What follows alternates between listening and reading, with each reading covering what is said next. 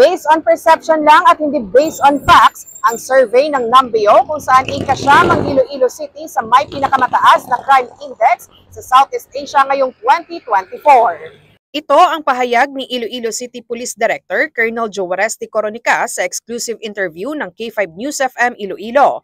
Ayon sa kanya, walang kasiguraduhan kung nakapunta sa Pilipinas, lalo na sa Iloilo City, ang surveyor ng Numbeo upang makakuha ng tamang figures. Binigyang diin din ni Colonel Coronica na ang figures ng Numbeo na 41.1% ang hindi tugma sa figures ng ICPO. Samantala, mas mabuting based on facts ang survey at hindi lang sa based on perception ayon kay Colonel Coronica.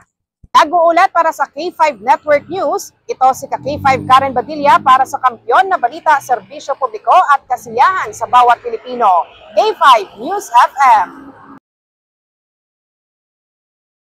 This news is brought to you by, do you feel tired all the time? Do you have frequent infections? Do you have always cold? It's a sign of low immune system. Boost your immune system with Clinica D3 Bio, antibacterial, natural antioxidant, immune system booster. Clinica D3 Bio has vitamin D3, lauric acid, and monolurine to fight against all viruses. Try Clinica Vitamin D3 with Coccus nocifera.